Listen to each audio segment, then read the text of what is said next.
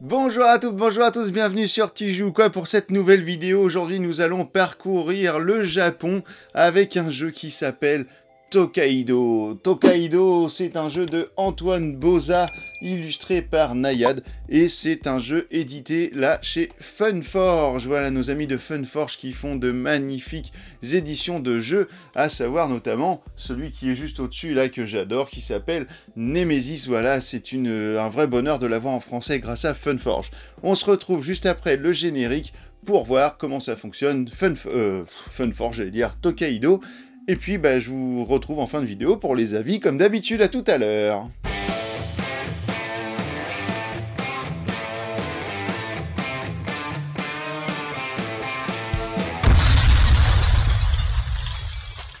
Alors voilà la mise en place de Tokaido, vous voyez le grand plateau, donc en fait cela va représenter la route de la mer de l'Est, et voilà, en tant que japonais, vous allez traverser comme ceci la route de la mer de l'Est, le Tokaido.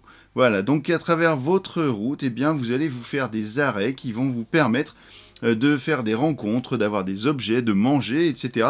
Et toutes ces rencontres et tous ces actes, toutes ces actions vont vous permettre de gagner des points de victoire qui seront représentés par cette grande, grande ligne de points de victoire qui va jusqu'à 100, et c'est représenté par des petits polochons que l'on voit ici, par exemple un point de victoire avec un petit baluchon, pardon, pas polochon.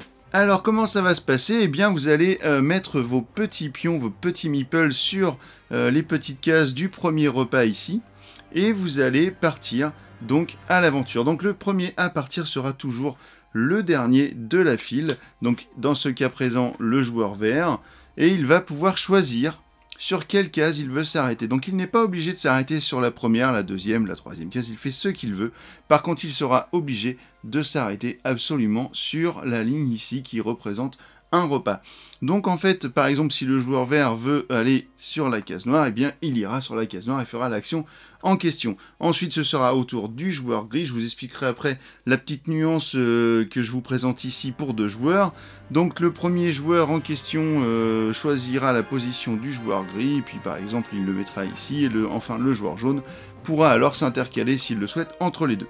Voilà, c'est comme ça que ça se passe, à chaque fois on avance, mais on ne recule jamais, on ne peut jamais reculer son meeple. Voilà, vous allez toujours avancer, faire des stops au niveau des repas, essayer de trouver les meilleures combinaisons qui vous feront marquer le maximum de points, obtenir des objectifs, je vous en parle également juste après, et puis voilà, essayer de marquer le maximum de points en arrivant ici sur la dernière ligne, la dernière colonne de repas. Alors on va parler un petit peu des arrêts différents. Ici le premier qui correspond au noir ici, eh bien ce sera la boutique de souvenirs. Donc lorsque vous allez vous arrêter à la boutique de souvenirs, eh bien vous allez prendre 3 cartes ici sur le paquet de souvenirs, et vous allez pouvoir en acheter. Donc vous allez pouvoir acheter les 3 si vous avez suffisamment d'argent. Vous ne pourrez vous arrêter à la boutique de souvenirs que si vous avez au moins une pièce en votre possession. On voit ici sur les fiches de personnages une pièce avec un multiplicateur ici, donc vous allez prendre autant de pièces qui est indiqué sur votre fiche de personnage. Par exemple ici 5 pièces, donc le joueur jaune va prendre 5 pièces, et le joueur vert lui va prendre 4 pièces. Donc avec ces pièces-là, eh bien, vous allez pouvoir acheter, par exemple, un petit jouet, là, ou alors un bol pour éventuellement manger du riz, ou ce genre de choses. Donc, comment ça va se passer au niveau des souvenirs? Vous voyez qu'il y a un petit logo ici, il en existe 4, on avait appelé ça des familles.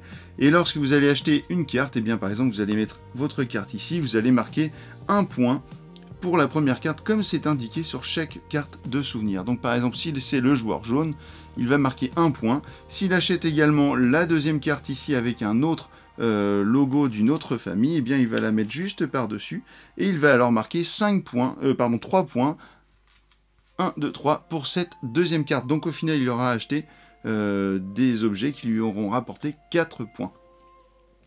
Vous allez pouvoir, comme ceci, cumuler 4 objets différents avec les 4 logos de familles différentes, ce qui va vous rapporter un maximum de, je ne sais plus, 16 points. Voilà, si vous arrivez à cumuler 4 cartes avec les 4 logos différents, eh bien vous aurez 16 points grâce à votre cumul. S'il achète également celle-ci, eh bien il va la mettre juste à côté et cela va lui rapporter également 1 point puisqu'il commence une nouvelle série avec une nouvelle famille.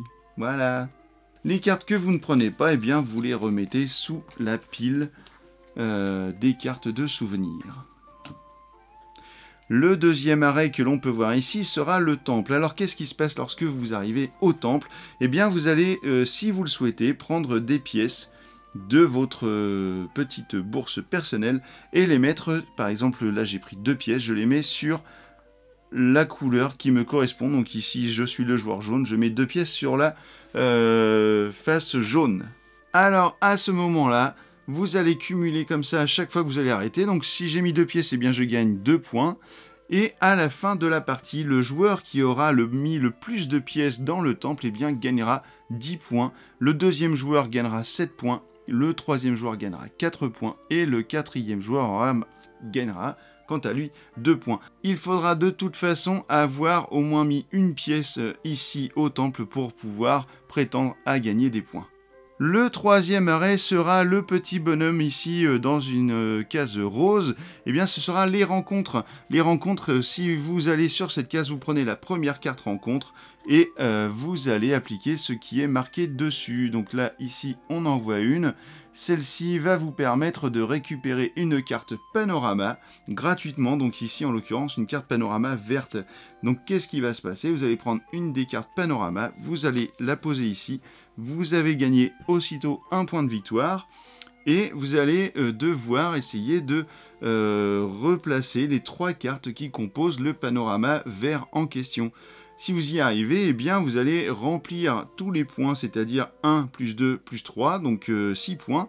Et en plus, si vous êtes le premier à avoir rempli cet objectif du panorama, eh bien vous prendrez les cartes objectifs, les petites cartes avec le petit chat, et vous allez prendre la carte panorama vert, donc vous allez la prendre et vous marquerez alors 3 points supplémentaires pour avoir été le premier à remplir l'objectif du panorama vert. Voilà. Si vous tombez à nouveau sur une case panorama comme celle-ci, puisque c'est la case suivante, eh bien vous allez prendre la carte numéro 2, puisque l'on voit ici, il y a un 2, où est-ce qu'il est? Oui, voilà, il est là, tout en bas.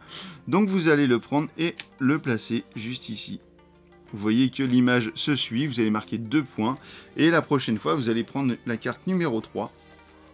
Et vous allez finir votre panorama. Alors à savoir que le panorama vert compte 3 cartes. Le panorama des montagnes compte 4 cartes. Et le panorama plutôt océanique, on va dire, compte 5 cartes. Voilà, donc plus difficile à obtenir. Vous ne pourrez avoir qu'un seul panorama d'une couleur par joueur. Donc le joueur jaune qui a déjà fait son panorama vert ne pourra pas démarrer un autre panorama vert, c'est interdit. Nous arrivons sur la case suivante qui est la source chaude. Donc source chaude, vous allez prendre une carte source chaude et en fait il en existe que 2 types.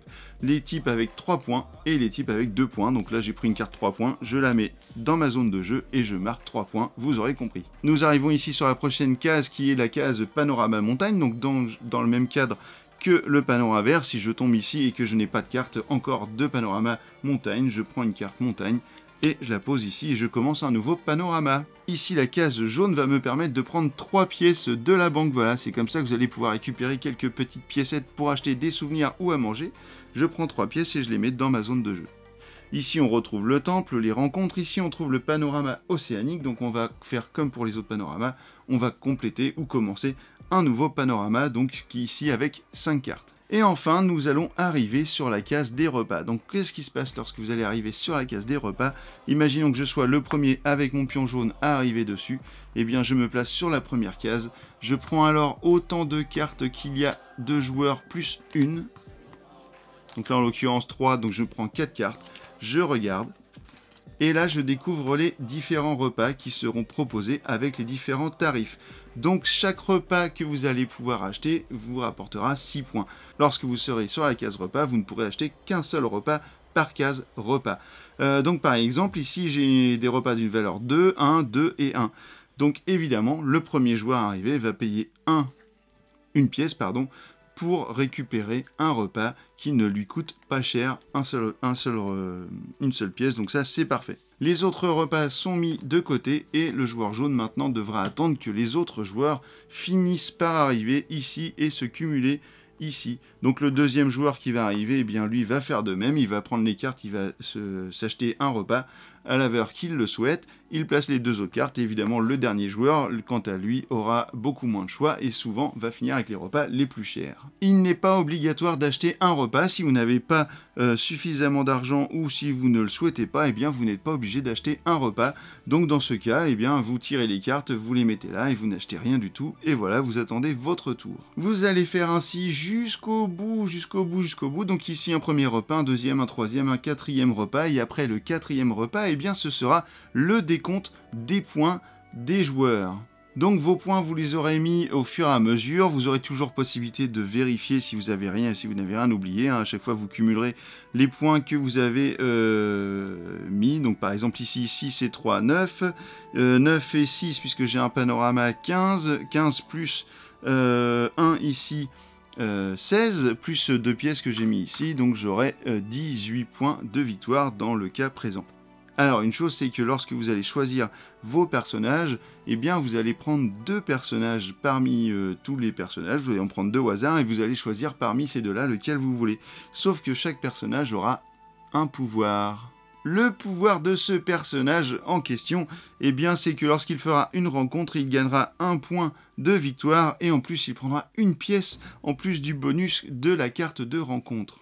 Ce personnage, le personnage du joueur vert, quant à lui, gagnera une carte rencontre à chaque fois qu'il achètera un repas. Lorsque la partie est terminée, eh bien nous allons regarder évidemment qui cumule le plus de points, le plus de pièces sur la zone temple. Ici, dans le cas de figure, seul le joueur jaune a mis des pièces, il gagne donc 10 points de victoire directe. Ensuite, nous allons prendre les cartes objectifs. Hop, les petites cartes bonus comme ceci, les cartes avec le petit chat jaune.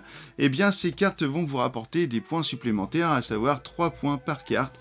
Vous avez ici la boutique de souvenirs, donc en fait, le joueur qui aura acheté le plus de souvenirs dans la partie gagnera 3 points de plus en bonus. Ici, le joueur qui aura le plus de sources chaudes dans sa zone de jeu, eh bien, gagnera 3 points de plus également. Ici, celui qui aura la valeur la plus importante, alors c'est bien la valeur, ce n'est pas le nombre de repas, la valeur d'achat la plus importante au niveau des repas gagnera 3 points supplémentaires. Ce qui fait que ça compense un petit peu le fait d'être un petit peu de la loose, d'acheter des repas un petit peu plus chers, et bien vous allez peut-être bénéficier de 3 points de victoire supplémentaires. Qui sait, peut-être ces 3 points vous donneront la victoire. Et enfin ici vous avez une carte bonus qui va vous permettre de gagner 3 points pour le joueur qui aura fait le plus de rencontres dans la partie. Alors je vous disais qu'il y avait une variante un petit peu spécifique pour une partie à 2 joueurs. Imaginons qu'ici c'est le joueur jaune et le joueur vert qui sont des joueurs réels. Et nous allons ajouter un joueur neutre, le joueur gris. À ce moment-là, le joueur vert va jouer en premier. Imaginons qu'il aille ici, il prend sa carte rencontre, etc. En fait maintenant c'est lui le premier, donc c'est lui qui choisit où il va placer le joueur neutre. Et le joueur neutre, évidemment, il va essayer de le placer à des endroits où le joueur jaune aurait peut-être aimé aller et puis essayer de le bloquer. Si par exemple le joueur jaune aurait pu aller chercher des souvenirs, eh bien le joueur vert se dit bah hop, tiens, c'est mon joueur neutre qui va aller chercher des souvenirs, et bien toi tu ne pourras pas y aller. Ensuite ce sera le joueur jaune qui va jouer, il va par exemple ici aller dans chercher un panorama vert. Et ensuite, c'est au joueur gris, le joueur neutre, de jouer, donc c'est forcément toujours le joueur le premier qui va choisir la prochaine position du joueur neutre. Voilà, ça se passe comme ça, vous allez pouvoir vous embêter, et puis il va falloir essayer d'user un petit peu de stratégie pour placer correctement le joueur gris sans vous bloquer vous, et en essayant de bloquer un petit peu votre adversaire. À savoir une chose au niveau du joueur neutre, c'est qu'à chaque fois que vous allez le placer sur une case, les cases n'auront pas d'effet pour le joueur neutre, sauf 2 cases, à savoir le temple. Donc lorsqu'il ira sur le temple, il prendra une pièce de la réserve et la placera sur sa couleur. Ou eh bien, si le joueur jaune va sur la case repas, eh bien alors on va prendre le paquet de cartes repas qui a été distribué au début à l'arrivée, et quand c'est le tour du joueur neutre, eh bien nous allons prendre au hasard une carte que nous allons enlever, cela fera un choix de moins pour les autres joueurs. Voilà. C'est tout pour le joueur neutre. En fait, le joueur neutre, évidemment, ne peut pas gagner la partie, mais peut vous empêcher de la gagner si vous usez un petit peu de stratégie, si vous êtes malin. Et ben voilà, je crois que vous savez à peu près tout sur Tokaido. Eh bien, on se retrouve dans quelques instants pour les avis. À tout de suite.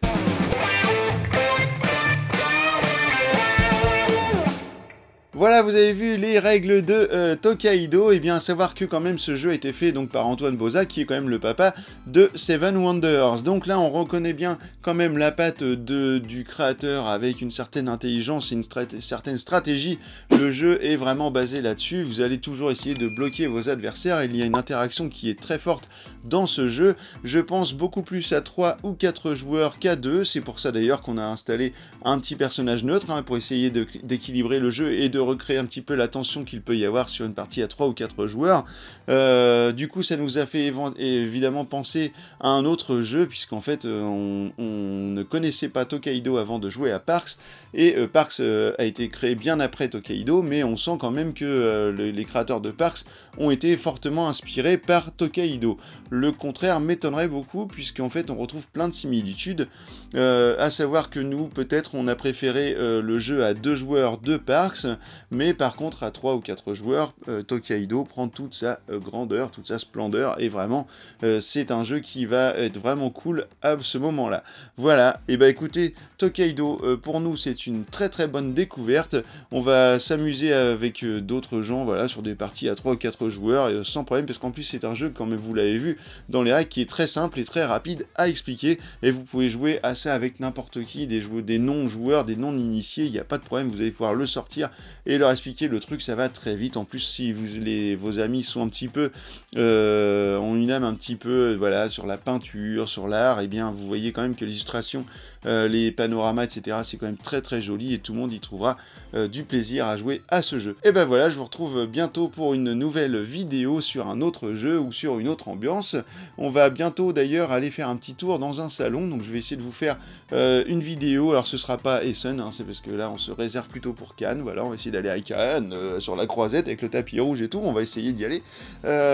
Donc non, Essen ça fait un petit peu loin aussi, déjà Cannes c'est très très très très loin, mais on va essayer d'aller dans un festival pas loin de chez nous, voilà, pour essayer de faire quelques images, et puis vous faire un petit peu de reportage comme ça va être cool.